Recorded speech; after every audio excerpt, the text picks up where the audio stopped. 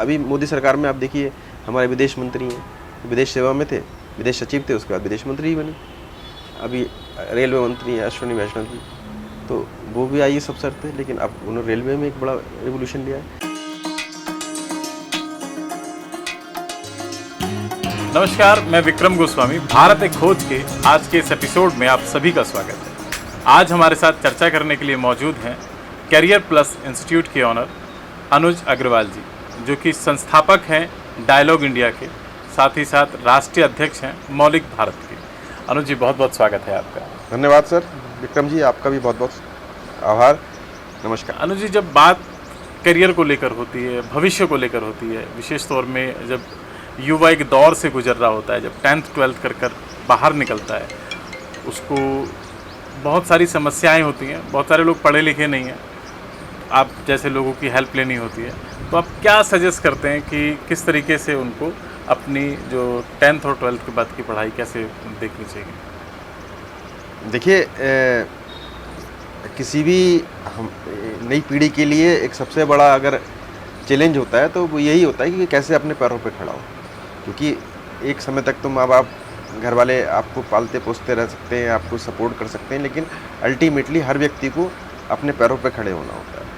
तो हमेशा हमारी जब स्कूली पढ़ाई पूरी होती है, 10वीं 12वीं हम कर लेते हैं, उस समय एक ऐसा टर्निंग पॉइंट, एक ऐसा फेज आता है कि जब आप 14 15 16 की एज के होते हो और अगले 2-3-4 सालों में आपको एक कैरियर वाइज सेटल करना होता है। तो ऐसे में सबसे ज़्यादा भ्रम की स्थितियाँ होती हैं, बच्चे बड़े कंफ्यूज होते हैं, पेरेंट्स बड़े कंफ्यूज रहते हैं कि हम अपने बच्चों को क्या कराएं। कई जगह बच्चे बहुत सक्षम होते हैं, योग्य होते हैं, लेकिन उनके माँ बाप के पास पैसा नहीं होता है। कई बार माँ बाप के पास पैसा होता है लेकिन बच्चे उतने योग्य नहीं होते। तो ये बड़ा कंट्राडिक्शंस होते हैं। तो ऐसे में एक अच्छे मेंटर के रूप में हम कोचिंग के माध्यम से, अपनी काउंसलिंग के माध्यम से इस नई पीढ़ी को बहुत सारी दिशा देते हैं, बहुत सारे उनको सुझाव देते हैं, गाइड करते हैं। और मुझे बड़ा अच्छा लगता है कि जब हम कोई कंफ्यूज बच्चा है या उसके माँ बाप हमारे पास आते हैं और हम उसको जब सारी गाइड हम उनको करते हैं, उनको दिशा बताते हैं कि आपके बच्चे की इस तरह की नेचर है, इस तरह का उसका एकेडमिक बैकग्राउंड है, और अगर ये इस तरीके से इस पर्टिकुलर कोर्स को कर लेगा तो उसकी कम से कम कैरियर वाइज उसका सेटलमेंट हो जाएगा। और हज़ारों लोग आज तक ऐसे सफल हुए। तो बच्चे की नेचर को समझना, उनकी बैकग्राउंड को समझना, उसकी सारी सर्कमस्टांसेस को समझना और उस हिसाब से उसको सही सजेशन देकर उसके कैरियर को एक स्टेबिलिटी देना, ये अपना में एक बड़ा चैलेंजिंग काम है और बड़ा इंटरेस्टिंग भी है। और ये कम से कम हमें लगता है हम समाज के लिए भी एक बहुत बड़ा अपना योगदान दे रहे हैं। और ये हर बच्चे के लिए, चाहे वो कितने भी गरीब से गरीब परिवार को या कितने अमीर से अमीर परिवार को, ये एक दिशाहीनता उसमें या उसके परिवार में आनी होती है। और कब मन में विचार आया था कि करियर प्लस नाम से किसी संस्था का निर्माण हो, बच्चों को पढ़ाने के लिए एक इंस्टीट्यूट बनाया जाए? मेरे साथ जीवन में मैंने कभी नहीं चाहता कि मैं कभी शिक्षक बनूं। मुझे सबसे ज़्यादा घबराहट किताबों से होती थी और सबसे ज़्यादा डर एजुकेट करने से, किसी को पढ़ाने से और समझाने से करता। लेकिन नियति जो फिक्स कर देती है, आप कहाँ पहुँच जाते हो ये नहीं पता होता। और मेरी जीवन में किताबें और टीचिंग और काउंसलिंग ये एक मेरे जीवन का हिस्सा बन गया। क्यों बन गया, कैसे बन गया, मेरी आज तक समझ में नहीं आया। मैं जब दिल्ली आया, तैयारी कर रहा था सिविल सर्विस की, तो मेरे जो कोच थे उन्होंने मेरी कोचिंग शुरू होने के कुछ दिनों बाद मुझसे कहा कि भाई तुम तो बड़े अच्छे आंसर्स लिख रहे हो, बड़े अच्छे इंटरेक्ट करते हो क्लास में, तुमने कितनी बार इंटरव्यू दिया सिविल सर्विस का? तो मुझे एकदम बड़ा झटका लगा। मैंने कहा मैं तो पहली बार तैयारी करने आया हूँ, मुझे तो कुछ पता ही नहीं है। बोले नहीं, तुम झूठ बोल रहे हो और तुम्हारे नोट्स भी बहुत अच्छी क्वालिटी के हैं। अब ये जब बात चूँकि क्लास में चल रही थी, सारे स्टूडेंट सुन रहे थे, तो बड़ा तेज़ी से फैल गया कि ये जो है इसके पास तो बहुत अच्छे नॉलेज है और बहुत अच्छा ये मेंटर हो सकता है, इसकी स्टफ बहुत ज़्यादा है। तो मेरे पास, जहाँ मैं रूम था रहता था, वहाँ लोग पढ़ने आने लगे, मुझे डिस्कस करने आने लगे, मेरे नोट्स लेने आने लगे।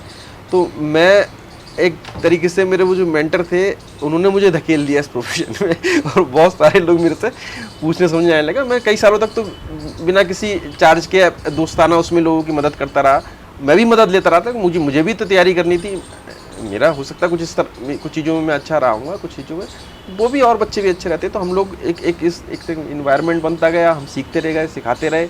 और जब मैं फाइनली मेरा सिविल सर्विस में नहीं हुआ, मेरे कुछ नंबरों से मेरा रह गया था, तो फिर मेरे लिए एक नेचुरल चॉइस थी कि मेरे पास चूँकि लोग पढ़ने आ ही रहे थे, मैंने इसको अपने प्रोफेशन में कन्वर्ट कर लिया। और 96-97 के फेज़ में मैंने अपने इसको फॉर्मली रूप दिया, करियर प्लस के नाम से कोचिंग की शुरुआत की। तो अभी कितने राज्यों में आपका इंस्टीट्यूट है, कितना स्ट्रेंथ कितनी है, कितने लोग अभी? देखिए, हम 12 राज्यों में हैं इस समय लगभग, और हमारे पास हज़ारों बच्चे रहते हैं, आते रहते हैं, जाते रहते हैं, तो राउंड देयर बैचेस बनते रहते हैं।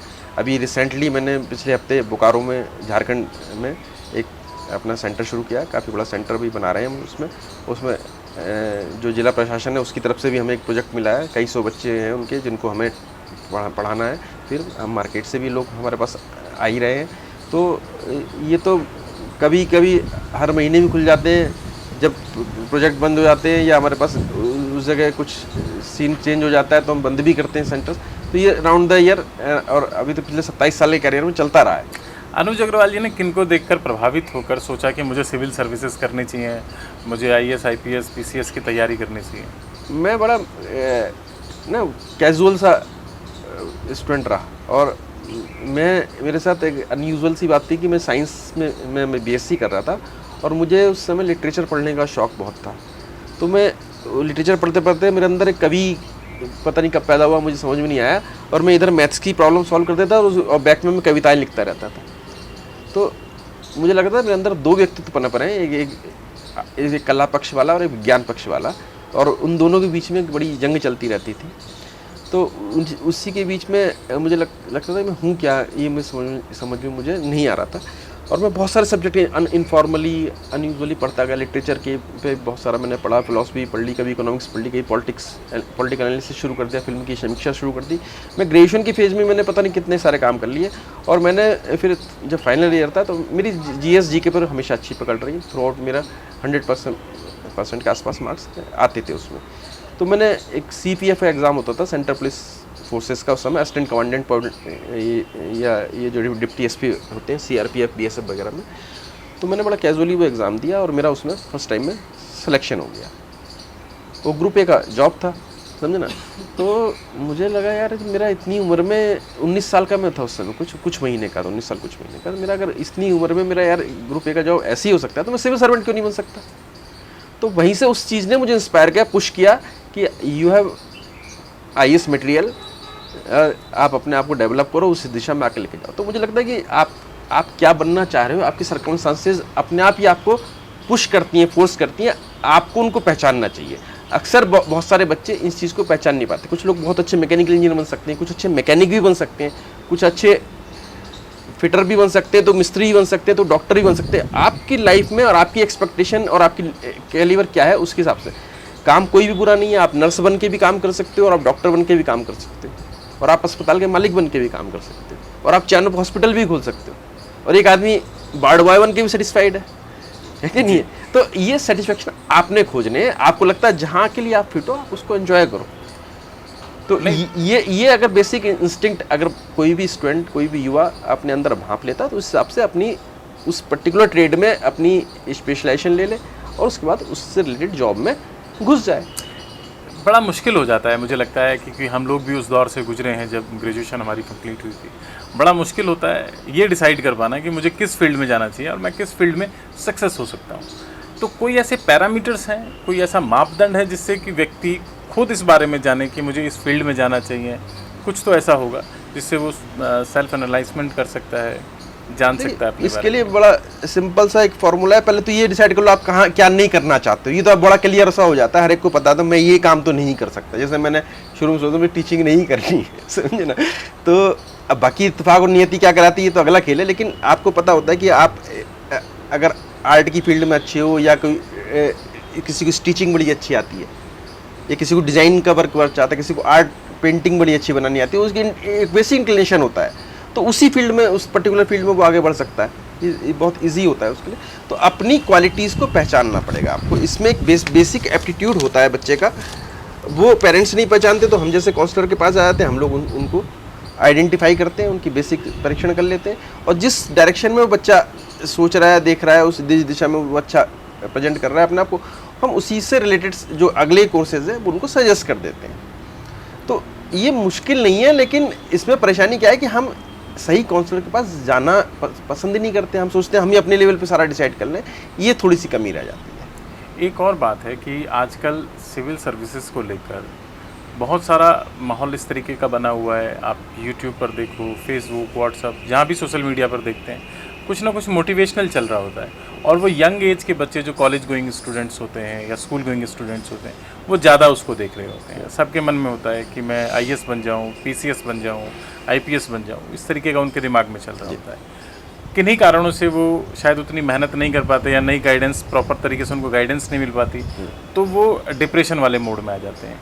वो जब सक्सेस नहीं होते क्योंकि ख्याल बहुत बड़े होते हैं, तो ऐसे स्टूडेंट्स को आप क्या सजेस्ट करते हैं कि कैसे वो ये डिसाइड करें कि वो सक्षम हैं भी, या पढ़ाई के किस पैटर्न पर उनको काम करना? देखिए, सक्षमता का कोई पैरामीटर ये नहीं हो सकता है आज आप उतने सक्षम ना हो, लेकिन अगर 2-3 साल मेहनत करें तो आप सफल भी हो सकते हो उस तरह। तो ये ज़रूर हो सकता है कि आप स्टेप बाय स्टेप आगे बढ़ें।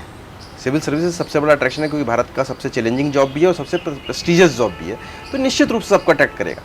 और हर बच्चे का अगर युवा है और शिक्षित भी है, योग्य भी है, तो उसको ऐसा सपना देखने में कोई बुराई भी नहीं है।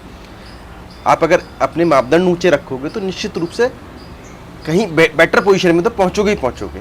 तो इसलिए अच्छे टारगेट रखना कोई परेशानी नहीं है। और अगर थोड़ी बहुत नेगेटिविटी या डिप्रेशन आता है तो वो भी एक सपोर्टिव ही होता है, लेकिन ज़रूरत से ज़्यादा आना वो खतरनाक हो जाता है, क्योंकि हल्की सी डिप्रेशन जो होता है वो आपको मोटिवेट करता है, फिर आपको चैलेंज आपको देता है, तो आप हो सकता है ज़्यादा उत्साह से उस चीज़ को पाने के लिए लग जाएं। लेकिन अगर आप स्टेप बाय स्टेप चलें, पहली चीज़ ये कि अपना कैरियर कम से कम सेटल कर लें कि अगर सिविल सर्विस की चूँकि 1000 सीटें होती हैं और 10 लाख लोग अपेयर हो रहे होते हैं, तो आपके लिए चांसेस ऑफ सिलेक्शन बहुत कम होता है। तो इसलिए हमेशा अपना पहले जो इनिशियल पढ़ाई करें तो एक कोई ना डिग्री या डिप्लोमा इस तरीके का जरूर रख लें जो आपको रोज़गार दे सके। आप अपने पैरों पर खड़े रहकर फिर तैयारी करते रहें, एक तरफ अर्न भी करते रहें, फैमिली पर डिपेंडेंस खत्म हो जाएगी, और दूसरा अगले 2-3 साल आप आराम से तैयारी करके फिर सिविल सर्विस दें, हो सकता है आप फिर जंप भी लगा लें। मीनवाइल आप और अपने जिस फील्ड में आप जॉब कर रहे हैं उसमें अभी आप कुछ और प्रोफेशनल डिग्री और अचीवमेंट हासिल कर सकते हैं। तो ये दोनों नाव की सवारी थोड़ी सी करनी पड़ती है, तब हो सकता है आप सिविल सर्विस का टारगेट आप इजीली अचीव भी कर सकें और इधर शॉक प्रूफ भी रहेंगे। और किसी वजह से सिविल सर्विस नहीं हो तो आपका जॉब तो कम से कम आपके साथ बना हुआ है, तो आप कम से कम कैरियर वाइज लाइफ में पीछे नहीं रहेंगे। तो ये बैलेंस में उठाना पड़ता है। लेकिन सिविल सर्विस को सीधे टारगेट बनाने का मतलब ये है कि आपके पास कहीं ना कहीं फैमिली बैकअप हो या फैमिली बिजनेस हो या आपके पास ऐसी डिग्री हो कि कल को अगर आपका सिविल सर्विस नहीं होता तो आप अपना वहाँ पर मूव कर जाए काम से काम करना। क्या आपके जीवन में कोई ऐसा स्टूडेंट आया जिसको देखकर लगता था कि ये फाइनेंशियली कमज़ोर है या कोई और ऐसी परेशानियाँ उसके साथ हैं और ये कर सकता है?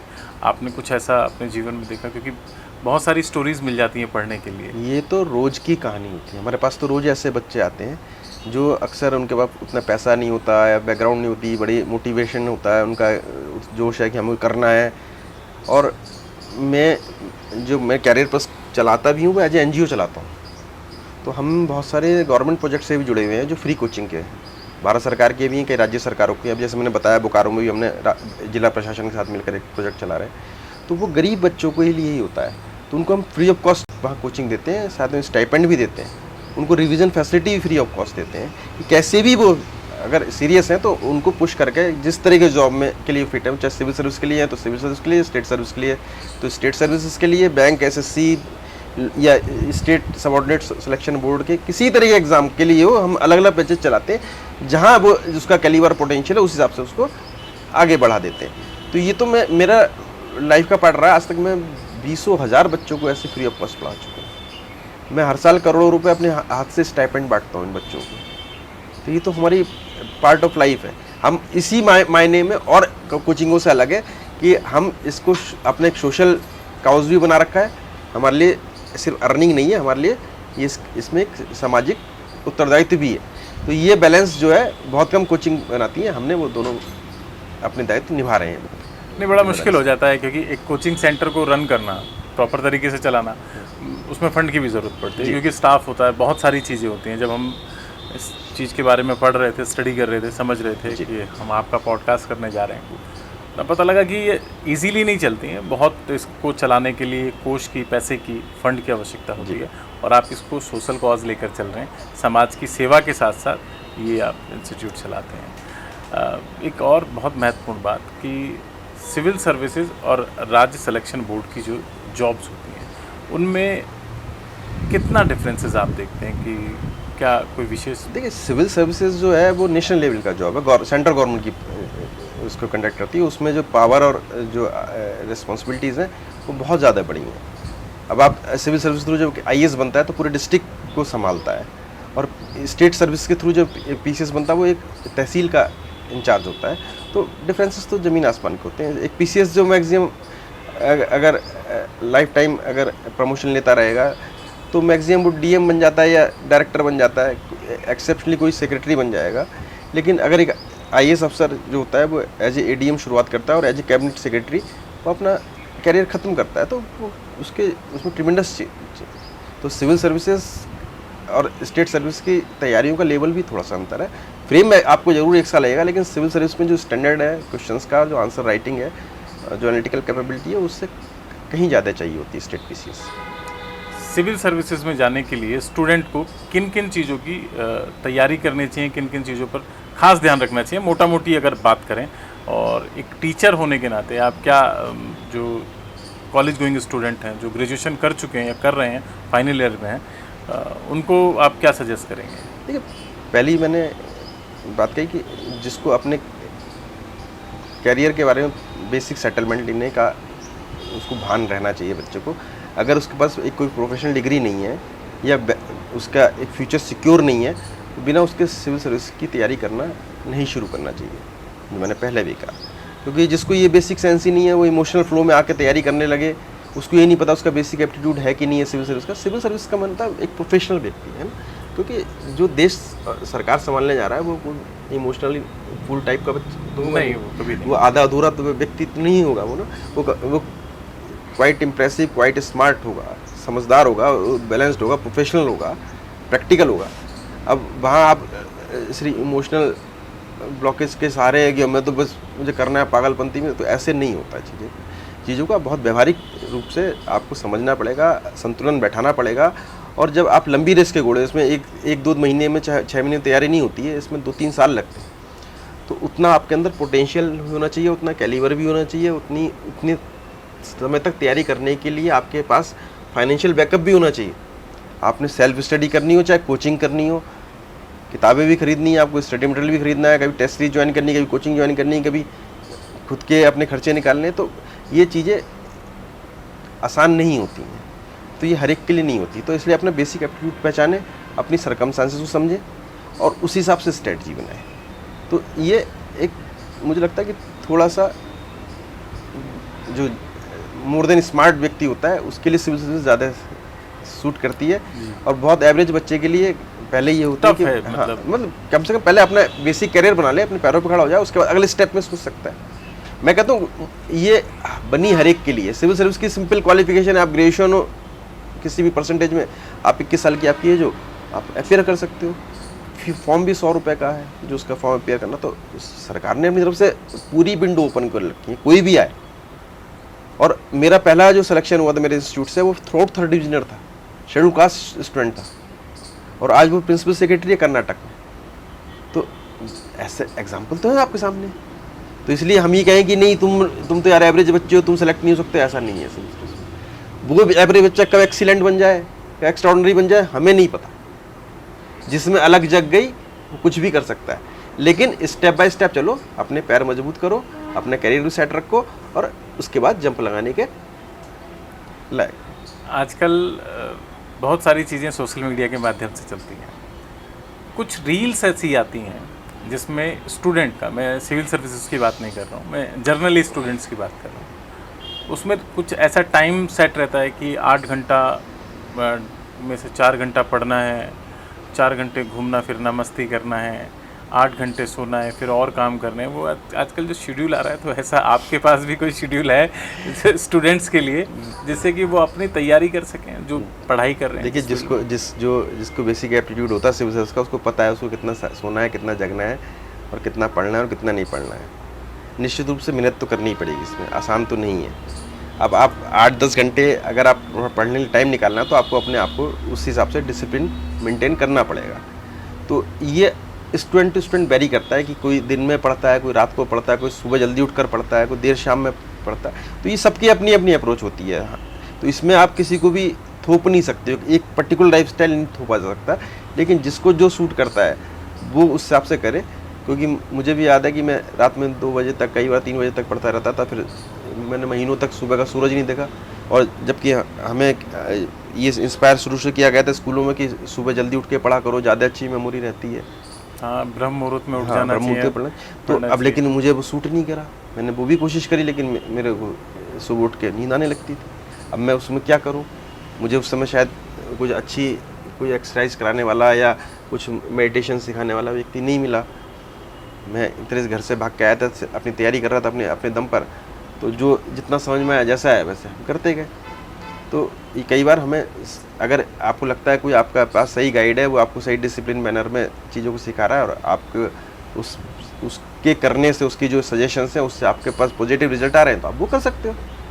तो ऐसा भी नहीं है कि, लेकिन सोशल मीडिया पे जो रील चल रही है उनको फॉलो ना करके आप 1 to 1 जो आपका मेंटर है, जो आपका एडवाइज़र है, उसकी बातें फॉलो करो। जनरलाइज चीज़ें जनरलाइज होती हैं, उनकी उसकी बर्थ सभी के लिए नहीं होती है। ये भी नहीं पता ना उस किस इंटेंशन से कौन डाल रहा है। वो एक जनरल पर्पस, तो कॉपी पेस्ट किया हुआ भी हो सकता है, वो जिसने बनाई हो सकता है उसका अपना लेवल ही कुछ ना हो। अब उसने किसी और की सुनी और उठा के अपनी बना के रील पेल दी, तो वो कभी भी आपको ना वो उसकी पोटेंशियलिटी उस लेवल की होगी ही नहीं। तो हमेशा एक रिलायबल मेंटर से ही आप डिस्कशन करो, सजेशन लो, उसके बाद अपना पाथ जो है डिसाइड करो, अपना डिसिप्लिन जो सेटअप है वो बनाओ उस हिसाब से। आज वर्तमान की राजनीति को लेकर अगर बात करते हैं, जो अधिकारी हैं, चाहे वो पीसीएस अधिकारी हैं, आईपीएस हैं, आईएएस हैं, वो कहीं ना कहीं राजनीति की तरफ प्रेरित हो रहे हैं। अपनी जॉब छोड़कर किसी न किसी राजनीतिक दल के साथ जुड़कर वो पॉलिटिक्स में आ रहे हैं, मेन स्ट्रीम की पॉलिटिक्स करना चाहते हैं। आप इसको किस नज़रिए से देखते हैं एज ए टीचर, कि आपने क्योंकि स्टूडेंट्स को पढ़ाया है और पढ़ा भी रहे हैं, आप कैसे? राजनीति अट्रैक्ट करती है। देखिए, हमारा समाज ना अभी भी, हम कह सकते हैं कि 40% अर्बन सोसाइटी है, 60% रूरल सोसाइटी है। तो फ्यूडलिज्म का एक कॉन्सेप्ट होता है। फ्यूडल जो जमींदार थे, राजा थे पहले, हमें वो था कि उनका बड़ा सम्मान मिलता है उनको। तो वो उस सिविल सर्विस को फ्यूडलिज्म से जोड़ के देखते हैं कि ये भी एक जमींदार है या राजा बनने का एक प्रोसेस है। जबकि अगर मॉडर्न कॉन्टेक्स्ट में देखा जाए एज पर कॉन्स्टिट्यूशन, तो सिविल सर्वेंट हैं आप, सिविल किंग नहीं है। आप नौकर बन रहे हैं, सिविल बने समाज के। तो जो भी आईएएस बनता है वो समाज का सर्वेंट बनता है। समाज टैक्स इकट्ठा करके सरकार को देता है, सरकार उससे टैक्स लेती है, उसके बदले में सर्विसेज देती है। सर्विसेज जो देती है वो इन सिविल सर्वेंट के माध्यम से देती है। तो वो हमारे जो टैक्स पेयर है देश का, उसके पैसों में सैलरी लेने वाला सिविल सर्वेंट होता है। वो कहीं से राजा नहीं होता। लेकिन एक फ्यूडलिज्म का कॉन्सेप्ट घुसा हुआ है लोगों में। जब समाज धीरे धीरे डेवलप हो जाता है तो वो अट्रैक्शन हट जाता है। तो चूँकि अभी पावर बहुत है और राजनीति के साथ अभी भी हमारे देश में राजनीति सबसे डिसाइडिंग फैक्टर है। हर व्यक्ति की इच्छा होती है कि जब मैं ग्रुप एक अफसर बन गया हूँ तो अब राजनीति में आ जाऊँ। उसको पॉलिटिकल पार्टीज़ को पता है कि अगर एक आईएएस रैंक का व्यक्ति अगर उनके साथ पार्टी में जुड़ता है तो वो आराम से जीत भी सकता है। उसके फॉलोइंग भी बढ़ जाती है, उसकी बात की भी कीमत बढ़ जाती है, उसकी पावर भी होती है, तो उसका भी यूज़ हो जाता है, उसका नेटवर्क भी एक होता है। तो इसलिए वो कहीं ना कहीं एक अच्छा केमिस्ट्री बन जाती है राजनीतिक दल की और सिविल सर्वेंट की, और वो राजनीति में आ जाते हैं। तो ये हमेशा 5-7% से लेकर 10% तक ऐसे लोग हमेशा रहे। मैं पिछले 30-40 साल का तो मैं स्टडी किया हूँ, उससे बहुत ज़्यादा कभी नहीं हुआ। 90% तो ऐसे ही सिविल सर्वेंट तो कभी नहीं जाना चाहते राजनीति में। वो 8-10% हमेशा रहते हैं, उससे ज़्यादा कभी आपको दिखेंगे भी नहीं। और कुछ अगर अच्छे हैं, अब जैसे अभी मोदी सरकार में आप देखिए, हमारे विदेश मंत्री हैं, विदेश सेवा में थे, विदेश सचिव थे, उसके बाद विदेश मंत्री ही बने। अभी रेलवे मंत्री हैं अश्विनी वैष्णव जी, तो वो भी आईएएस अफसर थे, लेकिन अब उन्होंने रेलवे में एक बड़ा रिवोल्यूशन लिया है। तो बड़े सक्सेसफुल एक्सपेरिमेंट भी रहे। क्योंकि 2014 के बाद की राजनीति को देखते हैं तो शायद ये रेशो बड़ा है पहले के मुकाबले। 2014 से पहले शायद इतना नहीं हमेशा ऐसे रहता है। ये रेशो शायद बड़ा है। देखिए, जितनी भी पॉपुलर पॉलिटिक्स होती है उसमें चूंकि पब्लिक लीडर जो होते हैं उनके पास खास विशेषज्ञता नहीं होती है, तो इसलिए चाहे इंदिरा गांधी जी रही हों, चाहे राजीव गांधी जी रहे हों, चाहे नरसिम्हा राव जी रहे हों, और चाहे अटल जी रहे हों, और चाहे मनमोहन सिंह रहे हों, और चाहे फिर अपने मोदी जी रहे हों, या उससे पहले भी नेहरू जी वगैरह, तो हमेशा ब्यूरोक्रेट्स का तो एक रोल रहा ही रहा है। उनका उन्हीं के सपोर्ट से ही सिस्टम चलते रहे। राज्यों में भी आप देखोगे बहुत सारी, तो उसमें जो एक कॉकस बनता है उसमें 5-7 सिविल सर्वेंट सीनियर या रिटायर्ड जरूर होते हैं, क्योंकि उनको एडमिनिस्ट्रेटिव एक्सपीरियंसेस बहुत ज़्यादा होते हैं। तो ये तो एक कंपल्शन सा इस पॉपुलर पॉलिटिक्स का, कि आप पॉलिटिकल पार्टी के नेताओं के भरोसे देश नहीं चला सकते, राज्य की सरकारें नहीं चला सकते, तो आपको साथ में कुछ ब्यूरोक्रेटिक नेटवर्क लेना होता है। तो ये रिलेवेंस इसलिए रहती है, वो हमेशा हमेशा बनी है। चलते चलते अंतिम एक सवाल आपसे करना था, वही पहले वाला प्रश्न कि 12th करने के बाद, 12वीं कक्षा को पास करने के बाद बहुत सारे लोगों के मन में प्रश्न रहते हैं कि उनके पास कौन कौन से ऑप्शंस हैं। क्या आप कुछ शॉर्ट में बता सकते हैं, कुछ छोटे बिल्कुल, मैंने बड़ा अच्छा एक ब्रीफ बनाया हुआ है, 2 पेज का है, और मैं चाहूँगा कि आप अपने जब इंटरव्यू करें तो उसको डिस्प्ले भी कर सकते हैं कि ऑप्शंस जो 10th के बाद क्या ऑप्शंस हैं बच्चे के लिए। ये पूरा चार्ट है कि इन फील्ड में वो जा सकता है, और 12th के बाद क्या क्या ऑप्शंस हो सकते हैं वो इस चार्ट में। इसको अगर आप ढंग से डिस्प्ले करेंगे, मैं आपको इसको कॉपी आपको दे दूँगा, तो ये हेल्प करेगा ये बच्चों पूरी तरह से इसके ये मैक्सिमम ऑप्शंस इसमें सारे डिस्क्राइब्ड हैं बिल्कुल शॉर्ट फॉर्म में। तो एक दिशा हो सकती है कम से कम अपने कैरियर वाइज। देखिए, आप एक लाइफ में कई सारे काम करते हैं, जैसे मैं टीचर भी हूँ, मेंटर भी हूँ, एडमिनिस्ट्रेटर भी हूँ, पब्लिशर भी हूँ, और एडिटर भी हूँ, तो कई सारे भूमिकाएं अदा कर रहा हूँ। लेकिन इनिशियली एक मेरी भूमिका रही, उसके बाद मैंने कुछ और स्पेशलाइजेशन लिए, तो धीरे धीरे बढ़ता गया। तो ऐसी आप एक डिग्री या एक डिप्लोमा जरूर ले लो इनिशियली, कम से कम पैरों पे खड़े हो जाओ। फिर अगले एफर्ट कि आपको चाहे सिविल सर्विस करनी हो, चाहे किसी दूसरी तरीके का एग्ज़ाम देना हो, कि तीसरी तरीके का देना हो, उसकी तैयारी करो।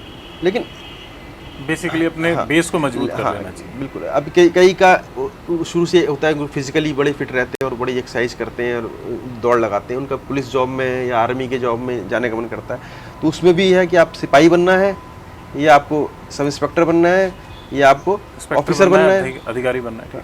तो अलग उस सबके अलग अलग तरह के एग्ज़ाम होते हैं। तो आपको जिस एग्ज़ाम की तैयारी करनी है उसकी एक बार किसी भी गूगल पे आप सर्च करोगे, उस एग्ज़ाम के रिलेटेड सारी जानकारी आपके पास आ जाएगी। तो उस तरीके के आप पैरामीटर पर अपने आप को फिट कर लीजिए, एजुकेशन क्वालिफिकेशन उस तक ले लीजिए, फिजिकल पैरामीटर पूरे कर लीजिए, और कंपटीशन की में क्या क्या पूछा जाएगा ये समझ लीजिए। उस हिसाब से वो सब कंटेंट पेपर के लीजिए, और उसके बाद जब आप सारी तैयारी करके उस एग्ज़ाम को देंगे तो निश्चित रूप से आप सफल होंगे। डेडिकेशन आपके अंदर अगर 100% है तो सिलेक्शन 200% है, लेकिन नियति नहीं है आपकी। आपको पेरेंट्स ने कह दिया कर ले बेटा, या किसी ने कह दिया समझा रहे बेटा जैसे घूमता है रहता है आवारागर्दी करता है, ये वाला एग्जाम दे ले, तो कैजुअली आप दोगे तो कभी कुछ नहीं होगा। आप डेडिकेशन जरूरी है। डेडिकेशन है आपके अंदर, आपकी नीयत सही होनी चाहिए, और आपके मन में होना चाहिए कि हाँ मुझे भाई एक बहुत छोटा सा एग्जाम्पल देंगे। एक कुछ दिनों का बच्चा होता है एक चिड़िया का, उसे लेकर वो आसमान में हो जाती है, आपने कई बार देखा होगा, और वो बहुत ऊपर जाने के बाद उसको छोड़ देती है। वो उस समय तक उड़ना नहीं जानता, लेकिन वो जब नीचे गिरता है, नीचे गिरते गिरते गिरते गिरते गिरते उसके पर खुल जाते हैं और वो उड़ना सीख जाता है। जब वो बच्चा सीख गया चिड़िया का, तो आप तो इंसान हो भाई, है? वो कुछ दिनों में सीख गया। आप 18 साल के आपको समय मिलता है बड़ा होने के लिए, आप कब तक माँ बाप पे डिपेंड रहोगे? ये आपकी ज़िंदगी है, आपकी लड़ाई है, आपने पर पड़ाओ, उड़ो, देखो पूरा आसमान तुम्हारा है नहीं? जी बहुत बढ़िया, बिल्कुल आपने सही कहा। ये कहानी, ये किस्से हम बचपन से सुनते भी आए हैं कि ये पूरा गगन तुम्हारा है, बस पर खोल कर उड़ने की ज़रूरत बाकी है। बहुत बहुत धन्यवाद, आपने अपना बहुमूल्य समय दिया, और इस वीडियो को देखने वाले लोग समझ पाए होंगे कि कैसे अधिकारी बनने के लिए कितनी मेहनत, कितनी परिश्रम, कितनी पढ़ाई करनी होती है, कैसे कैसे किन किन स्टेप्स को चलना पड़ता है कामयाब होने के लिए। बहुत बहुत धन्यवाद आपका बहुमूल्य समय देने के लिए। सभी दर्शकों को मेरी शुभकामनाएं, ऑल द वेरी बेस्ट, नमस्कार। ये थे अनुज अग्रवाल जी, जिनसे हमने जाना शिक्षा के क्षेत्र में रहकर किस तरीके से ये समाज की सेवा भी कर रहे हैं और लोगों को प्रेरित जागरूक करते हैं। अगली मुलाकात किसी और शख्सियत के साथ, तब तक के लिए प्रणाम।